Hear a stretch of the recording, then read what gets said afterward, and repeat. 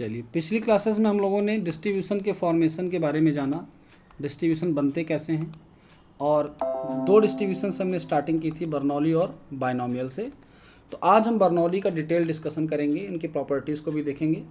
तो Bernoulli distributions के बनने में हम लोगों ने जो टर्म्स यूज़ किए थे, आज पहले हम उनको समझते हैं। सबसे पहले आपको हम बताएंगे बर्नौलियन ट्रायल क्या होते हैं। अच्छा, बर्नौली डिस्ट्रीब्यूशन इसका नाम क्यों पड़ा? क्योंकि इस डिस्ट्रीब्यूशन को इसकी खोज की थी जेम्स बर्नौली ने। जेम्स बर्नौली के बारे में आपके गुप्ता कपूर में थोड़ा बहुत दिया हुआ है, तो वो अभी मैं ओपन करके आपको दिखाता हूँ। ट्रायल क्या होते हैं? बर्नौलियन ट्रायल ऐसे ट्रायल जिनके सिर्फ दो ही आउटपुट हों, जिसमें से एक को हम सक्सेस मानेंगे और एक को हम फेलियर मानेंगे। ऐसे ट्रायल्स को हम क्या कहते हैं? बर्नौलियन ट्रायल। ठीक है। दूसरी बात ये कि इस बर्नौलियन ट्रायल में जो सक्सेस की प्रोबेबिलिटी होती है वो फिक्स होती है इन ईच ट्रायल। सक्सेस प्रोबेबिलिटी जो होती है वो कांस्टेंट होती है, कह लो, इन ईच ट्रायल। कितनी? हम p मान लेते हैं। p की वैल्यू भी कुछ भी हो सकती है 0 से 1 के बीच में। जैसे टॉसिंग ऑफ कॉइन को हम एक बार उछालेंगे और हेड की आने की प्रोबेबिलिटी 1/2 है, तो दोबारा उछालने पर हेड की प्रोबेबिलिटी भी सेम रहेगी। यानी ट्रायल ये पहला था, ये दूसरा था, और हर ट्रायल में p की वैल्यू क्या है? फिक्स है, कांस्टेंट है। तो Bernoullian trials are those trial in which only 2 outcomes occurred, success and failure, and the success probability remains constant in each trial. दूसरा एक और कंडीशन होता है बर्नौलियन ट्रायल्स का कि ट्रायल टू ट्रायल इनमें इंडिपेंडेंसी होती है। जैसे पहला ट्रायल करने के बाद दूसरा ट्रायल से उसका कोई कनेक्शन नहीं है। पहले में अगर हेड आया है या सक्सेस मिली है तो इसका मतलब ये नहीं कि दूसरी में भी सक्सेस मिलेगी। अगर ये कनेक्टेड हो जाता तो डिपेंडेंसी आ जाती, यानी पहले में कुछ हुआ है तो दूसरे में कुछ भी हो सकता है। अब जैसे हम IAS का एग्ज़ाम अगर कंसीडर करें तो शुरू के 4 एग्ज़ाम ले लेते हैं हम। पहले में अगर फेलियर हुआ तो दूसरे में क्या होगा, इसकी कोई गारंटी ले सकता है?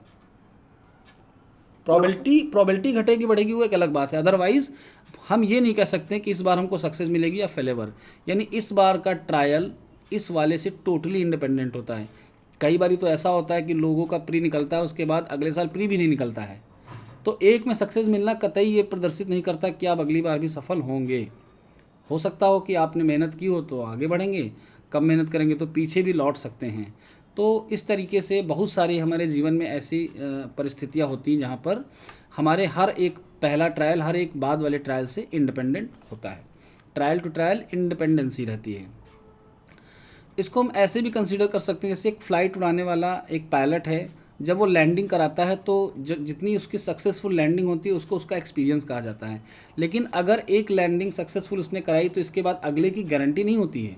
प्रोबेबिलिटी कम और ज़्यादा होती है कि हाँ सक्सेसफुल करा पाएगा या नहीं, लेकिन गारंटी नहीं होती कि ये सक्सेस हुई तो अगली वाली भी सक्सेस होगी। चलिए ठीक है, और आगे बढ़ते हैं। तो आपने जाना बर्नौलियन ट्रायल्स में 2 आउटकम्स होंगे, एक को हम सक्सेस कहेंगे, एक को फेलियर, और इस सक्सेस की प्रोबेबिलिटी हर ट्रायल में हर ट्रायल में फिक्स रहती है, और हर ट्रायल दूसरे ट्रायल से इंडिपेंडेंट होता है। आगे बढ़ते हैं।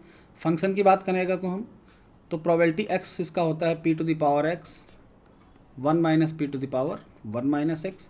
समटाइम्स हम 1 माइनस p को q से भी रिप्रेजेंट करते हैं, लेकिन जब हम q से रिप्रेजेंट करेंगे तो हमको साइड कंडीशन लिखनी पड़ती है कि p plus q equal to 1, क्योंकि 2 ही ट्रायल हैं। अगर एक की प्रोबेबिलिटी p है और एक की q है, इसके अलावा तीसरा कोई केस ही नहीं है, तो p plus q equal to 1 हमेशा रहेगा, क्योंकि ये प्रोबेबिलिटी का नियम है। इंटायर सैम्पल स्पेस की प्रोबेबिलिटी कितनी होगी?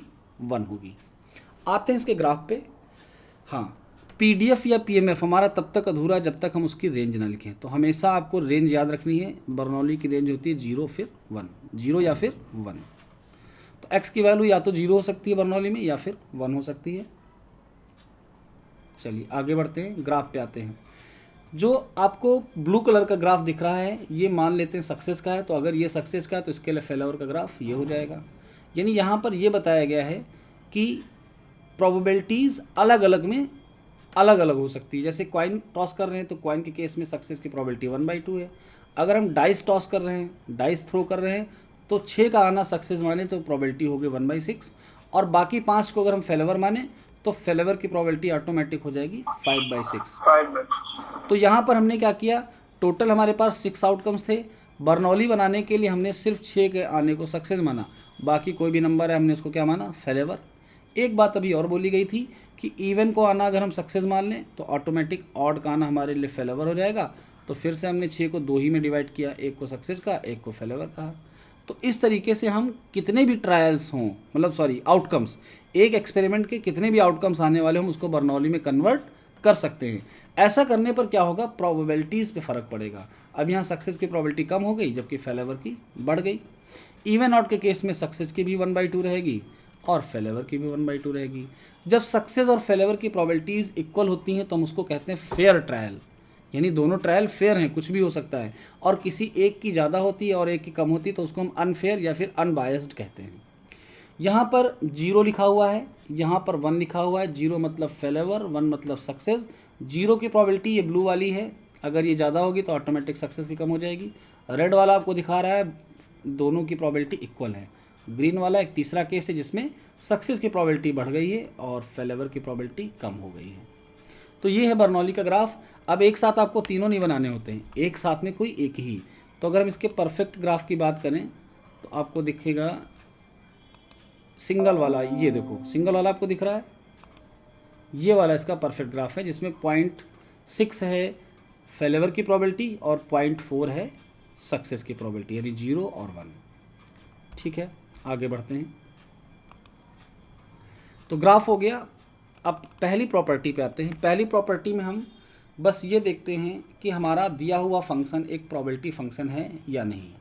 तो प्रोबेबिलिटी फंक्शन होने के लिए क्या चेक करना पड़ता है, हम इसको x की रेंज पर सम करते हैं और अगर ऐसा करने पर हमको 1 मिलता है तो हम कहते हैं कि ये प्रोबेबिलिटी फंक्शन है।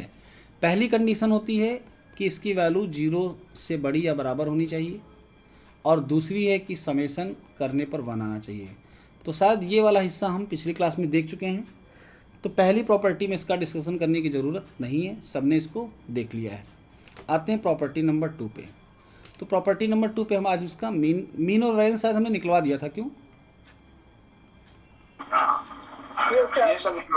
एक्सपेक्टेशन एक्सिस का पी आया था, इसको हम μ1 डैश भी कह सकते हैं। और इसके बाद हमने μ2 डैश भी कैलकुलेट किया था जो कि पी आया था, और आपको होमवर्क में दिया था μ3 डैश और μ4 डैश कैलकुलेट करने के लिए। तो सब लोग ज़रा बताइए किया है या नहीं?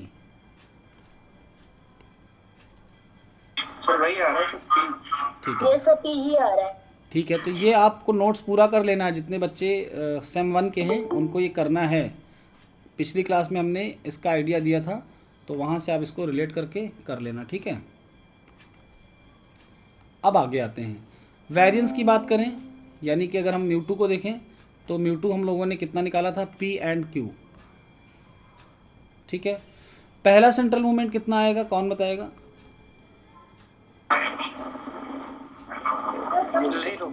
हमेशा पहला सेंट्रल मूवमेंट बिना निकाले हमेशा 0 आएगा, ठीक है। कैसे आया था ये हमने आपको बता दिया था। तो μ1 μ2 आ गया है। अब बारी है किसकी निकालने की, μ3 और μ4 की। μ3 और μ4 के लिए हमको रॉ और सेंट्रल मूवमेंट के बीच के रिलेशनशिप को पता होना चाहिए। μ3 का फार्मूला क्या होता है, μ3 डैश, हाँ इसके लिए आपको शॉर्ट की याद करनी है 132। तो μ3 डैश -3 प्लस माइनस अल्टरनेट चलता है, μ2 डैश μ1 डैश और इसके बाद आएगा +2 μ1 डैश क्यूब। फार्मूला सही है, यहाँ पर एक स्क्वायर भी होगा।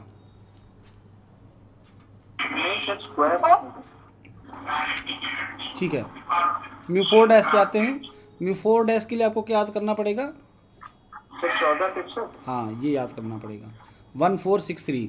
ये कोफिशियंट्स होते हैं क्रम से, plus minus alternate plus minus चलेगा और इन कोफिशियंट्स का यूज़ करना होता है। तो इसका फार्मूला बन गया μ4 डैश -4 μ3 डैश μ1 डैश, फिर आएगा +6 μ2 dash μ1 dash square -3 μ1 dash to the power 4। तो ये हमारे μ3 और μ4 के वैल्यूज़ हैं। μ3 और μ4 हमारे लिए निकालना इसलिए भी ज़रूरी है क्योंकि हमको बर्नौली का भी पढ़ना है, स्क्यूनेस और कर्टोसिस। तो जब तक हमारे पास सेंट्रल मोमेंट्स नहीं होंगे हम β1 γ1 β2 γ2 नहीं निकाल पाएंगे। तो μ3 की वैल्यू हम कैलकुलेट कर लेते हैं, ज़रा देखते हैं क्या आएगी। तो म्यू थ्री डैश की जगह पे हम पी रखेंगे, क्योंकि सारे moments mu one dash, mu two dash, mu three dash, mu four dash सब के सब पी आए हैं। तो ये हो गया P minus three P square plus two P cube. As it is चाहे तो हम इसको लिख सकते हैं, और चाहें तो इसको हम कॉमन करके शॉर्ट में भी लिख सकते हैं। अगर हम यहाँ से p कॉमन ले लेते हैं तो हमारे पास आएगा two P square minus three P plus one. और अगर फैक्टराइजेशन से इसका फैक्टराइजेशन हो रहा है तो आप कर सकते हैं। तो फैक्टराइजेशन करने पर हम देख सकते हैं कि two P square minus two P minus P, सब ने क्वाड्रेटिक इक्वेशन पढ़ी है, मुझे समझाने की ज़रूरत तो नहीं है इसे। No sir. ठीक है, हम टू पी यहाँ से कॉमन ले लेंगे और यहाँ से माइनस, तो हमारे दो फैक्टर और बन जाएंगे, एक बनेगा p, एक बनेगा p माइनस वन और एक बनेगा टू पी माइनस वन। अब अगर आप चाहें तो p माइनस वन को q भी पुट कर सकते हैं, तो ये बन गया पी क्यू। यहाँ पर टू पी को हम लिख लेंगे p plus P minus one, और एक p माइनस वन को या हम वन माइनस पी कर सकते हैं उसको। अगर हम वन माइनस पी को क्या मान लें, q मान लें, तो हो जाएगा p माइनस क्यू, यानी पी क्यू और p माइनस क्यू। शायद इस फॉर्म में आसान याद करना आपको ज़्यादा चाहेगा। पी क्यू और p माइनस क्यू, ये हो गई म्यू थ्री की वैल्यू। चलिए आगे बढ़ते हैं, थोड़ा सा म्यू फोर पे आते हैं। तो जल्दी से म्यू फोर में हम फार्मूले पुट करके कैलकुलेट कर लेंगे और देखेंगे इसकी वैल्यू क्या आ रही है। तो म्यू फोर डैश की वैल्यू, हाँ बोलिए सर शायद सर क्या सर इसमें क्यू माइनस पी तो नहीं आता सर? क्यू माइनस पी, एक मिनट मुझे चेक कर लेने दो, कोई माइनस की तो मिस्टेक नहीं हुई है। टू पी माइनस वन, थोड़ा थोड़ा सर। एक minute, one minus two P ही आता है, सही बात है, कहीं ना कोई गड़बड़ी हुई, मैं देखता हूँ। Two P square minus two P minus P, यहाँ से हम टू पी कॉमन लेंगे तो पी माइनस वन बचेगा, और यहाँ से माइनस कॉमन लेंगे तो पी माइनस वन, तो टू पी माइनस वन और पी माइनस वन। देखो इसको ऐसे लिख लेते हैं हम लोग, पी वन माइनस पी और वन माइनस टू पी। हमने यहाँ पर p माइनस वन की जगह पे जो q लिखा था ना, वो गड़बड़ कर रहा था। वन माइनस पी की वैल्यू q होती है ना, तो अब इसकी जगह पे q आएगा। Yes sir. क्लियर हो गया, यही गड़बड़ी थी। तो हम इसको इधर वाले हिस्से को हटा देते हैं। अब ये बन गया p q, और वन माइनस टू पी को हम लिख सकते हैं वन माइनस पी, फिर वन माइनस पी को हम q लिख लेंगे, तो आएगा पी क्यू और q माइनस पी। और इस वाले को याद करना थोड़ा सा ज़्यादा आसान है। ठीक है, आगे बढ़ेंगे, म्यू फोर पे आते हैं। तो म्यू फोर के फार्मूले में हमने म्यू फोर डैश की वैल्यू p रख ली, फोर पी स्क्वायर हो जाएगा क्योंकि इन दोनों की वैल्यू पी है, plus six time p and p square मिलकर हो जाएंगे p क्यूब, तो हम इकट्ठा लिख देते हैं p cube minus three P to the power four. तो इसको भी सॉर्ट करके ऐसे ही लिखा जा सकता है। चलिए देख लेते हैं क्या आएगा सॉर्ट करने के बाद इसका। एग्ज़ाम के लिए आप ये वाला याद रखना, बाकी कोई कन्वर्जन होगा तो कन्वर्ट हो जाएगा, कन्वर्ट करने में दिक्कत नहीं होती है। तो यहाँ सबसे पहले तो हम p कॉमन ले लेते हैं। p कॉमन लेंगे तो हमारे पास बचेगा one minus four P plus six P square minus three P cube. Quadratic equation को क्यूबिक इक्वेशन को सॉल्व करने का क्या तरीका होता है, हम इसमें से एक कोई वैल्यू पुट करके देखते हैं जिसपे ये फंक्शन पूरा का पूरा जीरो हो जाए, फिर हम उस वैल्यू को इसका रूट मानते हुए इसको तीन पार्ट में फैक्टराइज कर लेते हैं। रिमाइंडर थ्योरम शायद कहते हैं, याद है सबको। तो हम क्या करेंगे, इसकी वैल्यू वन बाई टू पे चेक करेंगे। तो p की वैल्यू ज़रा वन बाई टू पे चेक करिए, देखिए क्या जीरो आ रहा है, वन माइनस टू, और अगर हम यहाँ वन पे आ रहा है, चलो p equal to one put करके एक बार देख लेते हैं।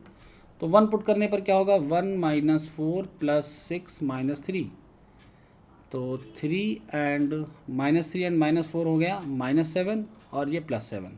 ठीक है, तो p इक्वल टू वन पे जीरो आने का मतलब p minus one is a factor of this equation. p minus one को हम वन माइनस पी भी लिख सकते हैं, कैसे, अगर हम यहाँ से ये कॉमन ले लें, तो कॉमन लेंगे तो बन जाएगा three P cube minus six P square plus four P minus one.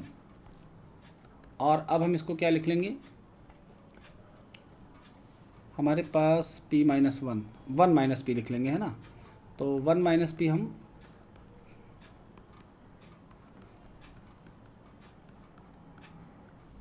ठीक है।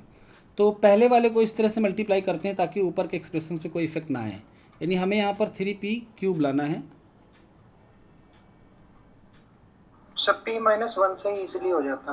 हाँ, सर उससे डिवाइड कर लेंगे सर, p माइनस वन से माइनस तो तब भी लाना पड़ता अनिकेत। रिमाइंडर मेथड से। हाँ वैसे भी होगा, ऐसे वाला माइनस तो तब भी बाहर आ जाता ना बाद में। माइनस तो तब भी बाहर आ जाता, सही है। तो हम p माइनस वन से ही कर लेते हैं, कोई दिक्कत नहीं है।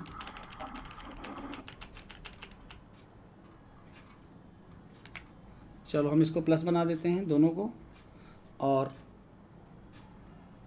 और एक लाइन हटानी पड़ेगी। Just wait for 1 second.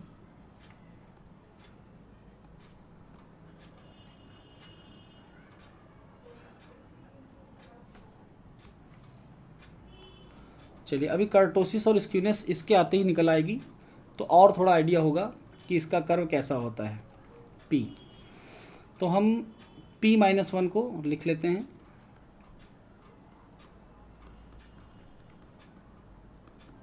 Starting हम यहाँ से करेंगे, हमको पहली वैल्यू चाहिए -3p³, तो हम यहाँ पर -3p² से मल्टीप्लाई कर देंगे। अब देखो क्या मिल रहा है हमको, -3p² से मल्टीप्लाई करेंगे तो हमें -3p³ मिल जाएगा और +3p² मिल जाएगा। आगे बढ़ते हैं, कितने p² हैं? 6। तो 6 लाने के लिए हमको यहाँ पर 3p से मल्टीप्लाई करना पड़ेगा। ज़रा मल्टीप्लाई करिए, तो हमारे पास 3p² और आ गए और -3p आ गया।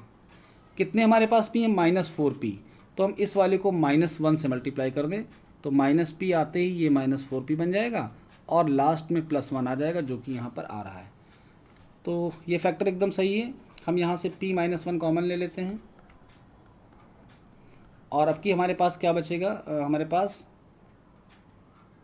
-3p² और +3p -1।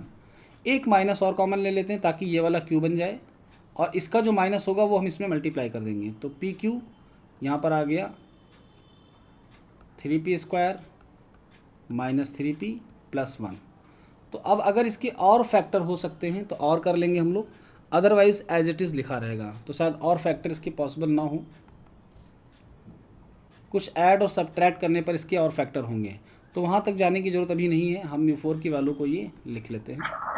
सर 3p कॉमन ले लेना सर, तो उससे हाँ। आ जाएगा मेरा 3p से केवल पहला वाला स्टेप हो पाएगा। 3p वो भी माइनस का कॉमन लेना पड़ेगा। 3p में ये आएगा p -1 और ये बन जाएगा +1। अब अगर हम यहाँ से माइनस कॉमन लेंगे तो ये बन जाएगा -3pq। फर्स्ट ईयर के जितने बच्चे हैं सबको समझ में आ रहा है। तो μ4 की वैल्यू आ गई हमारे पास pq1 -3pq। चलिए, हमने चारों सेंट्रल मोमेंट्स कैलकुलेट कर लिए। सेंट्रल मोमेंट के आने के बाद हम अब कैलकुलेट करेंगे स्क्यूनेस और कर्टोसिस। तो सबसे पहले स्क्यूनेस को देखेंगे। स्क्यूनेस के लिए हमको β1 कैलकुलेट करना पड़ता है और γ1। β1 का फार्मूला क्या होता है? 23 32 याद रखना है आप लोगों को। तो ये हो गया 23 और इधर हो गया 32, यानी μ3²/μ2³। γ1 का फार्मूला होता है √β1। तो जब β1 आएगा तो ही हम इसको अप्लाई करेंगे। तो चलिए μ3² की बात करते हैं। μ3 कहाँ पर है हमारे पास? μ3 की जो वैल्यू है वो हम पुट कर लेते हैं। p² आएगा, q² आएगा और q - p का whole of square. p² q² and q - p whole of square. μ4 की वैल्यू पुट कर लेते हैं। μ2 की वैल्यू, μ2 हमारा क्या आया था? pq। तो μ3² हो चुका है और μ2³ यानी इस पे लग जाएगा क्यूब। तो आपको दिख रहा होगा कि pq ऊपर 2 टाइम्स है और नीचे 3, तो एक pq नीचे बचेगा। और अगर हम इसको लिख लें 1 - 2p के फॉर्म में तो ये ऐसे आ जाएगा, स्क्वायर में 1 - 2p²। ये तो आ गई β1 की वैल्यू। अब आते हैं γ1 पे। तो जब γ1 में हम ये वैल्यूज़ पुट कर देंगे तो एक का तो होल स्क्वायर और रूट कैंसिल हो जाएगा, 1 - 2p²/pq। ये आ जाएगा 1 - 2p/√pq। अब नीचे की वैल्यू प्रोबेबिलिटीज़ का मल्टीप्लिकेशन है, कुछ भी आए रहेगी पॉजिटिव। हम देखेंगे कि गामा 1 की वैल्यू 0 रखने पर क्या होने वाला है। तो जैसे ही हम गामा 1 की वैल्यू 0 रखेंगे तो आपको दिख जाएगा कि पी की वैल्यू कितनी आ गई, 1/2। यहाँ से अगर हम इसको मल्टीप्लाई करेंगे 0 हो जाएगा और पी की वैल्यू आ गई 1/2। यानी गामा 1 0 होने पर हमारा कर्व कैसा होता था, किसी को याद है? फर्स्ट ईयर के बच्चे बोलेंगे, फर्स्ट ईयर के बच्चे। इलेक्ट्रोकर्टिक। नहीं बेटा, कर्टोसिस नहीं है ये, स्क्यूनेस है, स्क्यूनेस। क्लेप्टोकर्टिक तब आएगा जब कर्टोसिस पढ़ेंगे। आपको वापस से वो लेक्चर्स देखना है, ठीक है? तो नॉर्मल इसकी स्क्यूनेस में यहाँ पर आएगा नो स्क्यूनेस। नो स्क्यूनेस के केस में हम इसको क्या कहते हैं, सिमेट्रिकल, और इसको हम नॉर्मल भी कह सकते हैं। P = 1/2, यानी कि अब आपका एक ऑब्जेक्टिव क्वेश्चन यहाँ से तैयार हो गया। आपसे क्वेश्चन पूछा जाएगा, in which case Bernoulli distribution is a symmetrical distribution. आपके ऑप्शन हैं P की वैल्यू 0, P की वैल्यू 1, P की वैल्यू <1/2, P की वैल्यू 1/2। और आपको यहाँ से बताना होगा कि कौन सी वैल्यू के लिए हमारा बर्नौली डिस्ट्रीब्यूशन सिमेट्रिकल होता है। तो आपने प्रूफ कर रखा है, जिसने प्रूफ कर रखा उसके लिए बिल्कुल कठिन काम नहीं है। तो आपको पता चल गया कि P की 1/2 की वैल्यू के लिए हमारा बर्नौली कैसा आएगा, सिमेट्रिकल आएगा। अब जरा हम इसका ग्राफ बना के दिखा देते हैं। मान लो ये हमारा 0 है, ये हमारा 1 है, तो 0 पे हमारी प्रोबेबिलिटी 1/2 है और 1 पे भी हमारी प्रोबेबिलिटी 1/2 है। अगर फ्री हैंड कर्व से हम इसका ग्राफ बनाना चाहें तो ऐसे ही तो बनेगा, हो जाएगा सिमेट्रिकल। चलिए आगे बढ़ते हैं। हाँ बेटा, मतलब सर 0 अपने आप से कर देते हैं उसको? बेटा बर्नौली का जो कॉन्सेप्ट है, सक्सेस को 0 लेता है और फेलेवर को 1 लेता है। जी सर, ये तो पता है। हाँ, तो हमने 0 के यहाँ पुट किया, चेंज ऑफ ओरिजिन समझ लो। मान लो ये लाइन है ही नहीं हमारी, इसको हटाओ, आप उसको मत देखो, केवल आपको स्क्यूनेस देखनी है ना, तो उसको देखने की जरूरत ही नहीं है। इस लाइन को हटाओ, केवल हमारे पास ये लाइन है, ये हमारा 0 है, ये हमारा 1 है, और प्रोबेबिलिटी 1/2 यानी बराबर बराबर है। तो अगर हम फ्री हैंड कर्व ड्रॉ करेंगे तो कर्व हमारा ऐसा ही तो आएगा, क्योंकि और की वैल्यू हमारे पास है नहीं। हो गया नॉर्मल या हो गया नो स्क्यूनेस।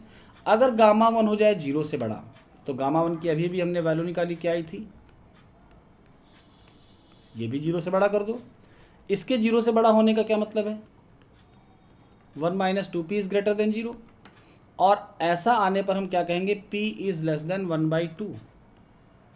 अब बताइए गामा 1 0 से बड़ा होने पर केस क्या होता था, पॉजिटिवली स्क्यूड या निगेटिवली स्क्यूड का?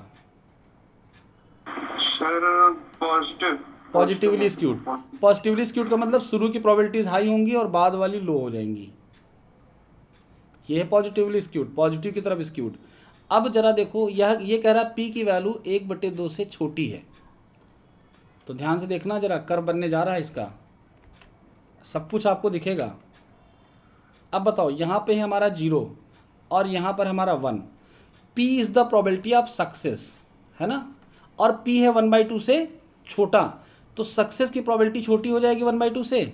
और जब एक 1/2 से छोटा होगा तो दूसरा ऑटोमेटिक, यानी अगर p 1/2 से छोटा है तो 1 - p की वैल्यू क्या हो जाएगी, 1/2 से बड़ी, तो ये वैल्यू बड़ी होगी। अब जरा ग्राफ बनाइए, कैसा बना, पॉजिटिवली स्क्यूड का बना, सबको दिख रहा है ग्राफ? Yes sir. अच्छा, अब वैल्यू आपको याद रखनी है, याद क्या रखनी है, इसको ऐसे लिखो, p < 1/2। उल्टा करना है, p अगर 1/2 से छोटा होगा तो फिर गामा 1 0 से बड़ा हो जाएगा और रिजल्ट आएगा पॉजिटिवली स्क्यूड का। तो याद रखना है आपको, ये केस कन्फ्यूजिंग करने वाला है, क्योंकि अगर ये बड़ा होता और पॉजिटिव आता तो आपको कन्फ्यूजन ना होती, लेकिन केस उल्टा हो गया है, p 1/2 से छोटा होगा तो पॉजिटिवली होगा। दूसरा वाला इसका रिवर्स कर लेना है, गामा 1 अगर 0 से छोटा हो जाएगा तो केस वही आ जाएगा, p ग्रेटर देन 1/2 का। और ऐसी सिचुएशन में हमारा कर्व कैसा हो जाएगा, निगेटिवली स्क्यूड। कैसे हम देखते हैं, तो फिर से एक ग्राफ ड्रॉ करेंगे। ग्राफ में हमारे पास यहाँ पर 0 है और यहाँ पर 1 है, और अब की बार 1 की प्रोबेबिलिटी p होती है और p है 1/2 से बड़ी, तो हम इसको बड़ा कर देंगे। अब जब ये 1/2 से बड़ा तो ये ऑटोमेटिक छोटा हो जाएगा, और कर्व कैसा हो गया, नेगेटिवली स्क्यूड। तो कंडीशन सबको याद रहेगी? जी सर। ठीक है, ओके, हम आगे बढ़ेंगे। तो आगे में हम कर्टोसिस देखेंगे। अब बेटा बताना लेप्टोकर्टिक प्लेटिकर्टिक। मुकुल, कर्टोसिस का पहली बात तो आपको फार्मूला याद होना चाहिए। हमको बीटा 2 चाहिए और गामा 2 चाहिए। बीटा 2 का फार्मूला है 14 और 22। 14 और 22 में पावर 1 हम लिखते नहीं हैं, तो μ4/μ2² लिख देंगे। और गामा 2 की वैल्यू होती है बीटा 2 - 3। तो पहले हम बीटा 2 निकाल लेंगे, फिर गामा 2 पे आएंगे। μ4 की जो वैल्यूज़ है वो आपने ऊपर कैलकुलेट कर रखी है। क्या ये वैल्यू ज़रा देखते हैं। μ4 की वैल्यू आई थी PQ 1 - 3PQ, यही आई थी ना? हाँ ठीक है, PQ एंड 1 - 3PQ। चलो इसको पुट कर लेते हैं।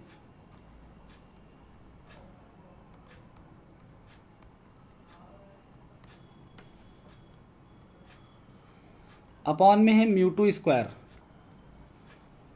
μ2² मतलब μ2 की वैल्यू कितनी है PQ, और इसका हो जाएगा स्क्वायर। ठीक है, जरा एक बार वैल्यू मैच कर लेते हैं, गड़बड़ी नहीं होनी चाहिए कहीं पर।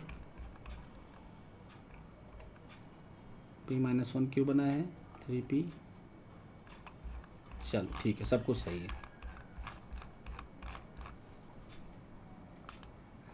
तो इसको थोड़ा सा सॉल्व कर लेते हैं। अगर हम PQ को मल्टीप्लाई कर दें तो इधर PQ आएगा और यहाँ पर आएगा -3 और PQ²। जो डिवाइड वाला सेक्शन है वो दोनों के साथ कर देते हैं, इधर भी PQ² और इधर भी PQ²। तो ये हिस्सा तो कैंसिल हो गया, यानी आपका जो रिज़ल्ट आया वो कैसा आया, बीटा 2 = ये आया 1/PQ - 3। अगर बीटा 2 ये आया है तो गामा 2 की वैल्यू क्या होगी? गामा 2 की वैल्यू हो जाएगी बीटा 2, यहाँ पर हम पुट कर देते हैं 1/PQ -3 और बीटा 2 का -3। ठीक है, जो आई है वही हम लिखेंगे। गामा 2 = आ रहा है 1/PQ - 6। हम इसको ऐसे भी लिख सकते हैं 1 - 6PQ / PQ। चलिए, अब आप सबको पता है गामा 2 जब 0 से बड़ा होगा तो क्या होगा, लेप्टोकर्टिक।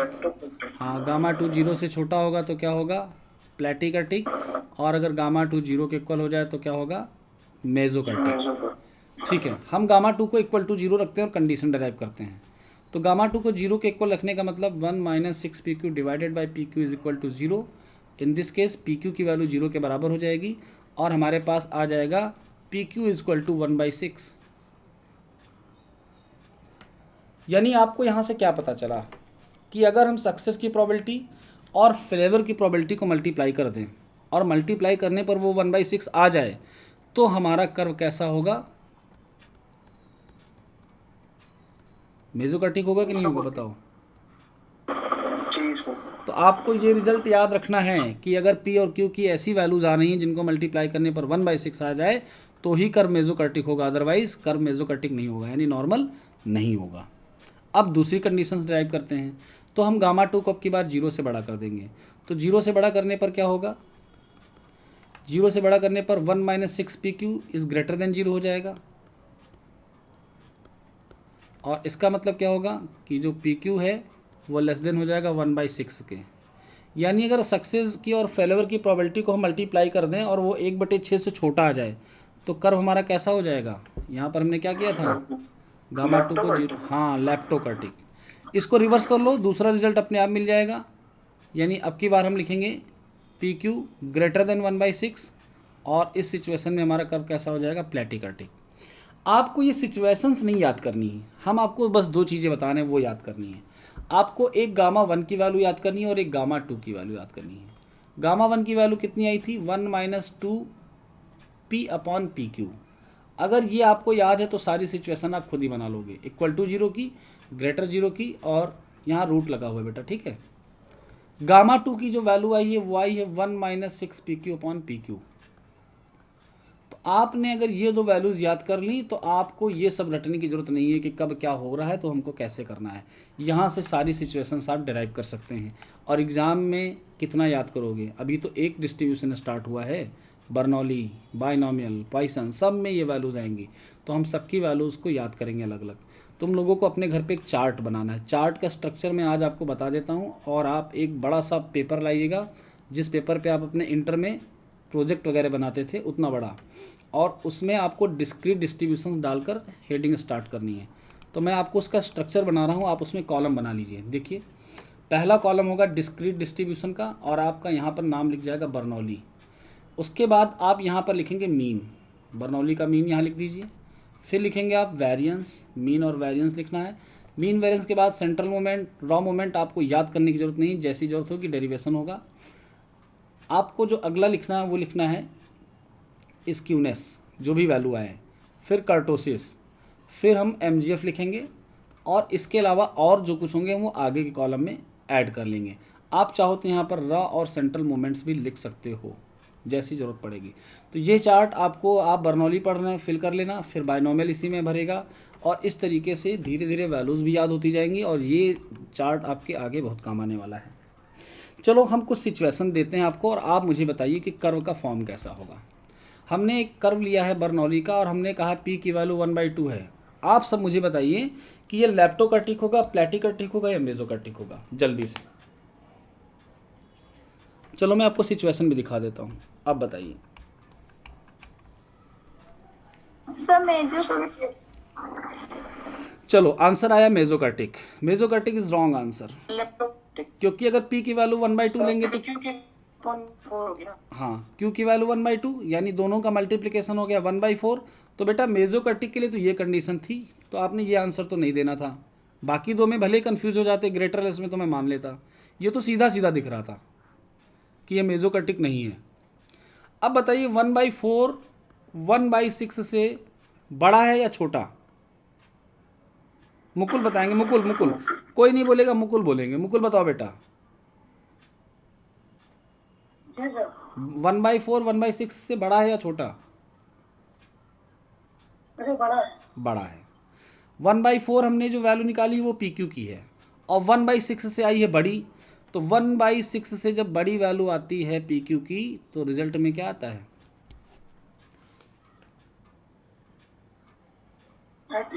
प्लैटिकर्टिक। ठीक है, तो सभी को ये बात पता होनी चाहिए कि P = 1/2 पे बर्नौली का कर्व कैसा बनता है। आपका ऑब्जेक्टिव क्वेश्चन है ये, आपसे दिया जाएगा when the probability of success is 1/2 in Bernoulli distribution, then what is the kurtosis. Option होंगे लैप्टोकर्टिक, प्लैटिकर्टिक, मेसोकर्टिक, और एक होगा none of the above. Answer क्या आएगा आपका?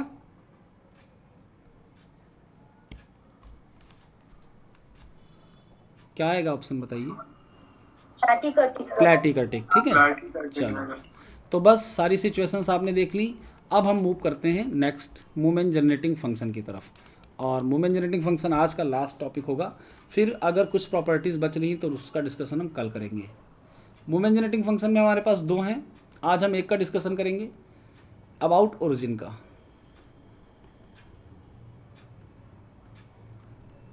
अब ये न्यूमेरिकल नोट्स हैं, इसके लिए आपको थ्योरी की ज़रूरत नहीं है। सभी लोग घर पे अपनी कॉपी उठाइए और ये सारी चीज़ें लिख लिख कर ड्राइव करके अपना नोट्स बनाइए, ठीक है। अबाउट ओरिजिन का फॉर्मूला क्या होता है? मूवमेंट जनरेटिंग फंक्शन का जो नोटेशन है उसकी रीडिंग कैसे की जाती है ये आपको याद रहनी चाहिए।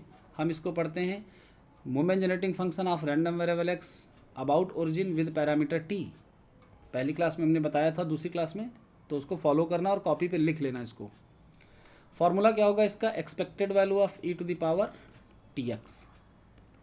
अब एक्सपेक्टेशन डिस्क्रीट के केस में सॉल्व होता है समेसन से। यहाँ पर हम लिखेंगे समेसन ओवर x, और यहाँ पर वो आता है जिसकी एक्सपेक्टेशन हम निकालते हैं, तो e⁻ tx, और जो भी रैंडम वेरिएबल होता है उसकी प्रोबेबिलिटी से मल्टीप्लाई करते हैं। तो अगर हम x की रेंज देखें तो हमारे पास x की क्या रेंज है? 0 और 1। e⁻ tx लिख लेते हैं, और px की वैल्यू हमारे पास क्या है? p⁻x 1 - p⁻1 - x। ये है हमारे पास प्रोबेबिलिटी फंक्शन की वैल्यू। चलिए, x की पहली वैल्यू 0 पुट करेंगे तो e⁻0 p⁻0 एंड 1 - p⁻1 - 0। अगली वैल्यू 1 पुट करेंगे, 1 पुट करने पर आएगा e⁻t p⁻1 एंड 1 - p⁻1 - 1। तो जिनकी पावर्स जीरो हैं वो तो 1 बन गए, 1 माइनस पी क्या बन गया, क्यू। यहाँ पर p आ जाएगा और ये वाली वैल्यू 1 हो जाएगी, e to the power t। यानी हमने मोमेंट जनरेटिंग फंक्शन कैलकुलेट कर लिया किसका, बर्नौली डिस्ट्रीब्यूशन का अबाउट ओरिजिन। अब आपका चार्ट में एक कॉलम बढ़ गया mgf का, q प्लस ई p इंटू ई की पावर t। अब हमने आपको बताया था कि जब मोमेंट जनरेटिंग फंक्शन कैलकुलेट करते हैं तो इसका काम क्या होता है, इसका नाम है मोमेंट जनरेटिंग फंक्शन। ये मोमेंट को क्या करता है, जनरेट करता है। तो कैसे, हम ये भी तो देख लें कि ये मोमेंट को जनरेट कर रहा है। तो हमने अबाउट ओरिजिन मोमेंट पढ़ रखे हैं। अब अबाउट ओरिजिन मोमेंट में μ1 डैश, μ2 डैश, μ3 डैश और μ4 डैश की वैल्यू क्या आई थी, p आई थी। जब हम इस mxt को एक्सपैंड करेंगे तो आपको याद रखना है कि t की power r upon factorial r का जो भी कोफिशिएंट होगा वो बनेगा rth मोमेंट। अब अगर r की जगह पे 1 होगा तो ये फर्स्ट बन जाएगा, r की जगह पे 2 होगा तो ये सेकंड बन जाएगा। चलिए हम इसको एक्सपैंड करते हैं। तो mxt की वैल्यू एक्सपेंड कैसे होगी, q प्लस पी, ई की पावर t का फार्मूला हमको याद होना चाहिए, 1 plus T plus T square by factorial 2 plus T की पावर 3 बाई फैक्टोरियल 3। हम 4 तक लिख लेते हैं और आगे अगर बढ़ाना भी चाह रहे हैं तो r तक बढ़ा दीजिए। मतलब हम यहाँ पर एक टर्म और सपोज कर लेंगे T to the power r upon factorial r। चलिए आगे बढ़ते हैं, ज़रा p से मल्टीप्लाई कर देते हैं। तो q प्लस p प्लस यहाँ पर आएगा p इंटू टी, टी को हम लिख लेंगे t की पावर 1 अपॉन फैक्टोरियल 1, फिर p आया टी स्क्वायर अपॉन फैक्टोरियल 2, फिर p आया t की पावर 4 अपॉन फैक्टोरियल 4। और इसी तरीके से सबके साथ p ही तो आ रहा है। तो जब सबके साथ p आ रहा है तो हमारा मोमेंट क्या बनेगा, q प्लस p की वैल्यू हो जाएगी 1 और बाकी μ1 डैश की वैल्यू हो गई t की पावर 1 अपॉन फैक्टोरियल 1 का कोफिशिएंट, μ2 डैश की वैल्यू हो गई टी स्क्वायर अपॉन फैक्टोरियल 2 का कोफिशिएंट, ये μ3 डैश, इसी तरीके से μ4 डैश। तो आपने देखा मोमेंट जनरेटिंग फंक्शन का एक्सपेंशन मोमेंट को जनरेट कर रहा है। सबको क्लियर? चलिए सर एक बार फिर से बता दीजिए जरा। ठीक है, एक बार फिर से बता देते हैं। एक्सपेंशंस लिखा ही हुआ है, बस हमको समझाना है। जब भी हम कभी मोमेंट जनरेटिंग फंक्शन को एक्सपैंड करते हैं तो हमको ये सर्च करना होता है, T to the power r upon factorial r का कोफिशिएंट क्या है। जो भी इसका कोफिशिएंट होगा वही बनेगा मोमेंट। अब अगर यहाँ पर पावर 1 है, फैक्टोरियल 1 है, तो वो पहला मोमेंट बनेगा, r की जगह 2 है तो दूसरा बनेगा। तो हमने डायरेक्ट rth के लिए लिख रखा है। इसको एक्सपैंड करने में हमने q को तो आगे लिख दिया था, e की पावर t का एक्सपेंशन कर दिया था और p उसके मल्टीप्लिकेशन में बाहर लगा हुआ है। जब हमने मल्टीप्लाई किया तो p सबके साथ मल्टीप्लाई होगा, 1 के साथ जो p मल्टीप्लाई हो रहा था वो q प्लस p मिलकर क्या हो गया, 1।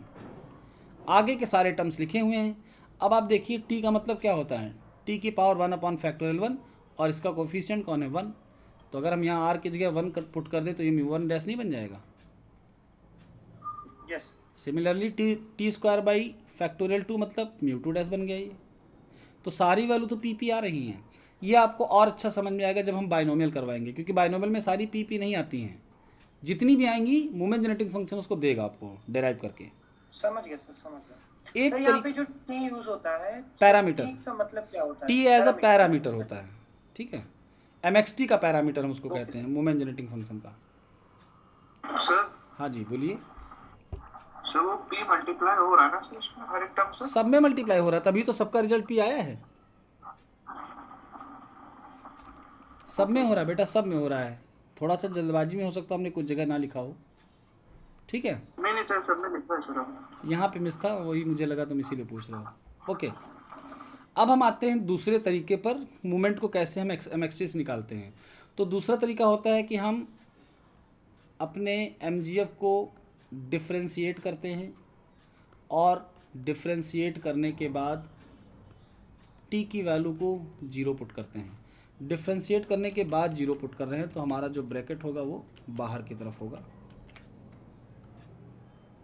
पहला काम है डिफ्रेंशिएट करना, दूसरा काम है टी की वैल्यू को 0 पुट करना। अगर हमने r बार डिफ्रेंसिएशन किया तो हमको क्या मिलेगा, rth मोमेंट अबाउट ओरिजिन, क्योंकि ये mxt अबाउट ओरिजिन का है। ओके, चलिए देखते हैं। हम पहली बार यानी म्यू1 डैश की वैल्यू निकालना चाह रहे हैं, तो म्यू1 डैश का मतलब एक बार डिफ्रेंसिएशन किसका, mxt का। mxt की वैल्यू क्या है, q प्लस पी ई की पावर t। डिफ्रेंशिएट करिए t के रेस्पेक्ट में, q का डिफ्रेंसिएशन क्या हो जाएगा, 0।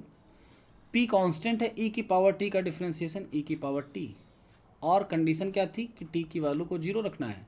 जैसे ही 0 रखोगे क्या मिलेगा, आ गया म्यू1 डैश, पी मिल जाएगा। म्यू2 डैश। म्यू2 डैश का मतलब सेकेंड डेरिवेटिव, तो सेकेंड डेरिवेटिव का मतलब जो फर्स्ट डेरिवेटिव हम उसको यूज कर लेते हैं। तो फर्स्ट डेरिवेटिव क्या आया था यहाँ पर, ये आया था। चलो एक बार डिफ्रेंशिएट करेंगे तो भी हमको भी एक बार और करना है। दोबारा इसका डिफ्रेंशिएशन करोगे तो कोई फ़र्क पड़ेगा क्या, नो सर। फिर टी की वैल्यू 0 रखो, फिर पी आ गया। इसी तरीके से हम देखेंगे कि म्यू3 डैश और म्यू4 डैश की वैल्यू भी पी आ रही है। अब थोड़ा सा और आगे बढ़ते हैं, क्लास को हम एक्सटेंड कर रहे हैं, वैसे आधे घंटे 40 मिनट से ज़्यादा नहीं होनी चाहिए, लेकिन अभी हम मोमेंट जनरेटिंग फंक्शन निकालेंगे अबाउट मीन का, ताकि आज ही आपको दिख जाए कि जो अबाउट मीन वाला MGF है उसको एक्सपेंड करने पर हमको सेंट्रल मोमेंट डायरेक्ट मिल जाएंगे। तो अबाउट मीन के MGF को हम लोग कैसे लिखेंगे, x माइनस यहाँ मीन लिखेंगे, ब्रैकेट में t यानी पैरामीटर, यहाँ पर आएगा expectation of e to the power tx, लेकिन x की जगह पे क्या आएगा, x माइनस मीन। चलिए बर्नौली का मीन कौन मुझे बताएगा, मैं जिससे पूछता हूँ। चलो मुझे बताएंगे गरिमा। गरिमा बताओ बर्नौली का मीन क्या होता है, P। चलिए p हम मान लेते हैं। तो अब हम कैलकुलेट करने जा रहे हैं मोमेंट अबाउट मीन, यानी कि sorry MGF about mean. Sir गलत है। नहीं बेटा सही बताया आपने, ठीक है। तभी तो मैंने लिखा है। हमने मीन की जगह पे p पुट कर दिया। अब हम इसकी कैलकुलेशन करते हैं। ये हो गया expectation of e to the power tx into E to the power minus pt। हमने pt को अलग इसलिए कर लिया क्योंकि एक्सपेक्टेशन रैंडम वेरिएबल पे रहता है, ना कि कांस्टेंट पे। तो e की पावर माइनस pt हमारे एक्सपेक्टेशन से बाहर आ गया, और ये हो गया e to the power tx। अब अगर ध्यान से देखो तो ये क्या लिखा हुआ है, MGF अबाउट ओरिजिन नहीं लिखा हुआ है। जी सर। तो हम इसकी जगह पे MGF अबाउट ओरिजिन की वो वैल्यू जो कैलकुलेट कर चुके वही यूज़ कर लेते हैं। क्या थी value, q plus P E की पावर t। चलिए इस वैल्यू को जब हमने यूज़ कर लिया तो अब हमारा फाइनल रिजल्ट क्या आ रहा है, मल्टीप्लाई कर दीजिए, q ई की पावर माइनस pt आ जाएगा, प्लस p ई की पावर t इंटू ई की पावर माइनस pt।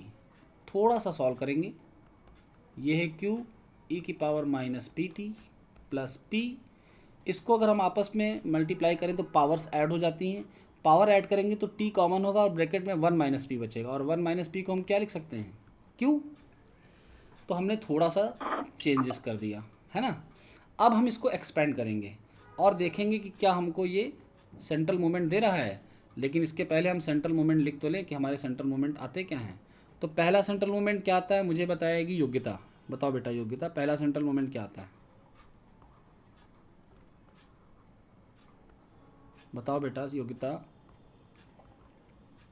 गरिमा जी सर। पहला सेंट्रल मोमेंट क्या आता है, 0 सर। ठीक है 0। दूसरा बताओ, सर वेरिएंस आता है सर। हाँ वैल्यू बताओ, वेरिएंस क्या होता है बर्नौली का, इसीलिए आप लोगों को चार्ट बनाना है, ठीक है ठीक है। और ये क्या आएगा, पी क्यू और क्यू माइनस पी। लास्ट वाला क्या आएगा, पी क्यू और 1 minus 3 P Q. Yes sir. अब देखो ये वैल्यूज़ अगर आपका मन है और चाहो तो इन्हें याद कर सकते हो, है ना। चलिए आगे बढ़ते हैं, इसको एक्सपेंड करते हैं। तो हमारा पहला टर्म है पी ई की पावर क्यू टी। तो हम पी को तो बाहर लिख लेते हैं, ई की पावर क्यू टी को कैसे एक्सप्लेन करेंगे, ई की पावर एक्स के थ्रू। तो 1 प्लस एक्स, एक्स की जगह पे क्या है क्यू टी। फिर क्या आता है plus x square by factorial 2, तो क्यू और टी स्क्वायर अपॉन फैक्टोरियल 2। फिर क्या आता है एक्स क्यूब अपॉन फैक्टोरियल 3, तो क्यूब और अपॉन में आएगा फैक्टोरियल 3 प्लस 4 और फैक्टोरियल 4। लास्ट में rth टर्म तक हमको जाने की ज़रूरत नहीं है, हमें 4 सेंट्रल मोमेंट ही कैलकुलेट करने हैं, तो 4 तक ही रहेंगे। अभी हमने पहले टर्म को एक्सपेंड किया है, दूसरा भी बाकी है। चलिए दूसरे को करते हैं। तो प्लस के साथ क्यू आ गया, और अब हम एक्सपेंड करेंगे ई की पावर माइनस पी टी को। एक्सपोनेंशियल में पावर माइनस में होता है तो अल्टरनेट माइनस आता है, यानी पहला 1 आएगा, दूसरा आएगा माइनस पी टी, फिर plus P square T square upon factorial 2, यानी एक्स स्क्वायर बाई फैक्टोरियल 2, अगर हम पी टी को एक्स माने तो, minus P cube T cube upon factorial 3 plus P to the power 4 T to the power 4 upon factorial 4। आगे के terms हम इसलिए नहीं लिखेंगे क्योंकि हमारी ज़रूरत नहीं है। अब देखिए यहाँ पर प्लस लगा हुआ है, यानी पहला एक्सप्रेशन दूसरे में जुड़ रहा है। तो P ने 1 को मल्टीप्लाई किया, Q ने 1 को मल्टीप्लाई किया, और दोनों आकर यहाँ पर जुड़ गए। किसी को कोई कन्फ्यूज़न? No sir. आगे आते हैं, यहाँ पर देखते हैं इसमें और इसमें क्या है। यहाँ से P मल्टीप्लाई होगा तो आएगा पी क्यू टी, और यहाँ से Q मल्टीप्लाई होगा तो आएगा माइनस का क्यू पी टी। तो हम एक काम करते हैं, T को बाहर ले लेते हैं, बाकी अंदर लिखा रहने देते हैं। अगले पे आते हैं प्लस। इसकी बात करें तो टी स्क्वायर फैक्टोरियल 2 दोनों में दिख रहा है, हम टी स्क्वायर फैक्टोरियल 2 को कॉमन ले लें। इसको मल्टीप्लाई करेगा P, यानी ये बन गया पी क्यू स्क्वायर, और नीचे वाले को कौन मल्टीप्लाई कर रहा है Q, तो ये बन गया Q और P स्क्वायर। ठीक है, आगे बढ़ते हैं। टी क्यूब बाई फैक्टोरियल 3 को तो हम कॉमन कर लेंगे, और मल्टीप्लाई कौन कर रहा है, इसको P करेगा, तो यहाँ पर आएगा पी क्यू क्यूब, लास्ट वाला क्या आएगा माइनस में आएगा Q और P क्यूब। सभी को समझ में आ रहा है अच्छे से? Yes sir. T to the power upon factorial 4, यहाँ पर क्या आने वाला है, पहला टर्म आएगा पी क्यू की पावर 4, और ये क्या आएगा क्यू पी की पावर 4। चलिए आगे के टर्म्स में हम डॉट डॉट लगाकर छोड़ देना, बस इतने को ही सॉल्व करेंगे। तो सभी को पता है पी प्लस क्यू क्या बन गया 1। इसको ज़रा ध्यान से देखो तो ये 0 बन गया है, तो हम इसको हटाएंगे नहीं, हम इसको 0 इंटू टी की पावर 1 अपॉन फैक्टोरियल 1 लिखेंगे। और आपको दिख गया कि म्यू 1 की वैल्यू कितनी आ गई, पहला वाला हो गया 0। 0। यस 0। चलिए नेक्स्ट पे आते हैं। इसमें से अगर हम पी क्यू कॉमन ले लें तो अंदर क्या बचेगा पी प्लस क्यू, वो भी 1 हो जाएगा। और p प्लस क्यू की वैल्यू 1 हो गई, तो आपको दिख गया टी स्क्वायर अपॉन फैक्टोरियल 2 का कोफिशिएंट क्या आया, P into Q। चलिए हमारे 2 आ गए। अब आते हैं तीसरे पर। तीसरे के लिए हम टी स्क्वायर अपॉन फैक्टोरियल 2 को एज इट इज़ लिख लेते हैं, और यहाँ से सॉरी क्यूब की बात आ रही, क्यूब आ गया, तो हम यहाँ से पी क्यू कॉमन ले लेते हैं। तो अगर हम पी क्यू कॉमन लेंगे तो आपको दिख रहा होगा यहाँ बचेगा Q square minus P square. अगर हम इसको सॉल्व करें तो आएगा क्यू प्लस पी और क्यू माइनस पी, तो क्यू प्लस पी की वैल्यू 1 हो जाएगी, और क्यू माइनस पी को हम कैसे लिख सकते हैं, क्यू की वैल्यू अगर 1 माइनस पी पुट करें तो ये हो जाएगा 1 माइनस 2p, और आपको दिख रहा होगा तीसरा सेंट्रल मोमेंट भी आ गया, जो कि टी क्यूब अपॉन फैक्टोरियल 3 का कोफिशिएंट है। क्लियर? Yes sir. चलिए लास्ट इसकी बात करते हैं। तो t की पावर 4 अपॉन फैक्टोरियल 4 हम अलग कर लेते हैं और सॉल्व करते हैं सिर्फ इतने को। यहाँ से आपको दिख रहा होगा p और q कॉमन है, अंदर क्या बचेगा q cube plus p cube. अब आपने a cube plus b cube का फार्मूला पढ़ा होगा, उसी को हम अप्लाई कर देते हैं। तो a क्यूब और b क्यूब का फार्मूला क्या है, एक ब्रैकेट में आता है a प्लस बी, यानी हमारे पास एक में आएगा q प्लस p, और दूसरे में आता है a स्क्वायर। यहाँ पर अगर प्लस होता है तो वहाँ शायद माइनस हो जाता है ना, तो Q square minus A B होता है खाली, Q square plus minus square हो माइनस जाएगा। हाँ वही तो कर रहा हूँ मैं। चलिए ये मैंने लिख दिया, बस अब हमें इसे सॉल्व करके देखना कि उतने के बराबर आएगा कि नहीं आएगा। तो q प्लस पी की वैल्यू तो आपको दिख रही होगी 1 हो गई, और इधर हमारा पी क्यू भी आ गया। तो एक काम करते हैं, माइनस पी क्यू को हम साइड में रखते हैं और पी स्क्वायर और क्यू स्क्वायर को एक साथ कर लेते हैं। अब आपको एक फार्मूला मैं बताता हूँ, अगर हम p प्लस क्यू का होल स्क्वायर ओपन करें तो क्या आएगा, p square plus Q square minus 2pq, और इसकी वैल्यू 1 होती है तो p square plus Q square की वैल्यू क्या आ जाएगी, 2pq नहीं आएगी, sir 1 plus 2pq। Sorry 1 plus 2pq, यहाँ पे 1 भी आएगा और ये इधर आएगा तो प्लस 2pq आएगा। तो हम इसकी वैल्यू को पुट कर लें 1 प्लस 2pq, सॉरी यहाँ प्लस होगा और ये उधर जाएगा तो माइनस में हो जाएगा 1 माइनस 2pq। यस तो 1 माइनस 2pq और एक pq और था, मिलकर हो गए 3pq। तो आपने देखा मोमेंट जनरेटिंग फंक्शन मोमेंट को जनरेट कर रहा है, ये आ गया आपका म्यू4 डैश नहीं म्यू4। तो सेंट्रल वाले एमजीएफ को जब हमने एक्सपेंड किया तो सेंट्रल के सारे मोमेंट्स हमें मिले, और अबाउट ओरिजिन वाले को एक्सपेंड किया तो अबाउट ओरिजिन के हमें सारे मोमेंट्स मिल गए। तो आज हमने जितना बर्नौली में पढ़ा आज के लिए इतना सफिशियंट है। कल की क्लास हम सेम टाइम पे स्टार्ट करेंगे और एक ट्रायल अभी हम और लेंगे, चौथी ट्रायल क्लास होगी, फिर आप लोगों को पेड वर्जन में आना है। तो आज की क्लास में इतना ही। Thank you and good night to all of you. मिलते हैं कल सेम टाइम पे।